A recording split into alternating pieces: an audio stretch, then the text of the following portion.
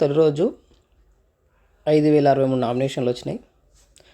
తొలి విడతలో 4,236 సర్పంచ్ ఎన్నికలకు 37,440 వార్డులకు ఎలక్షన్ జరుగుతున్న విషయం మీకు తెలిసింది. ఇకపోతే బ్యాంకుల బాట పట్టిన అభ్యర్థులు ఎందుకు? సో ఎన్నికల వ్యయ పరిశీలనల కోసం ప్రత్యేక బ్యాంక్ అకౌంట్ ఉండాలి. సో ఈ బ్యాంక్ అకౌంట్ తెరవడం కోసం నామినేషన్ వేసే అభ్యర్థులు బ్యాంక్ అకౌంట్ తీసుకుంటున్నారు. ఈ బ్యాంక్ అకౌంట్కి పాన్ కార్డ్ అడుగుతున్నారు బ్యాంక్ అధికారులు. చాలామందికి పాన్ లేకపోతే ఖాతా తెరవలేకపోతున్నారని తెలుస్తుంది. పోస్ట్ ఆఫీస్లో ఖాతాలు తెరిచేందుకు ఎన్నికల సంఘం అవకాశం కల్పించిన చాలా గ్రామాల్లో ఇవి లేవు. మరోవైపు నామినేషన్లకు 29 వరకే గడువు ఉంది, అంటే రేపటి వరకే.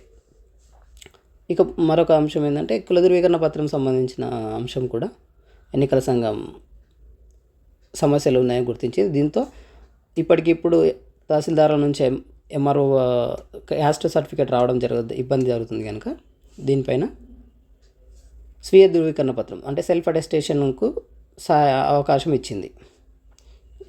మరొక అంశం ఏంటంటే ఓటర్ స్లిప్ను డౌన్లోడ్ చేసుకోవచ్చు. అంటే టీపోల్ అనే మొబైల్ యాప్ని తీసుకొచ్చింది ఎలక్షన్ కమిషన్. ఇది ప్లేస్టోర్లో ఉంది. దీనిలో మనకు ఫిర్యాదులు సైతం చేయొచ్చు. దీన్ని ట్రాక్ కూడా చేసుకోవచ్చు, మనకు ఏ స్టేజ్లో ఉంది మనకు ఇచ్చింది అని. మరొక అంశం పంచాయతీరాజ్ డైరెక్ట్లో న్యాయ విభాగం. అంటే ఇప్పుడు ఈ సర్పంచ్లు వాట్సాప్ నామినేషన్ ప్రక్రియలో వివిధ న్యాయపరమైన చిక్కులు వస్తున్నాయి కదా. ఈ చిక్కులను సాల్వ్ చేసేందుకు 24 గంటలలోపు అదనపు అడ్వకేట్ జనరల్ ప్రభుత్వ న్యాయవాదికి నివేదించాలని చెప్పేసి చేశారు.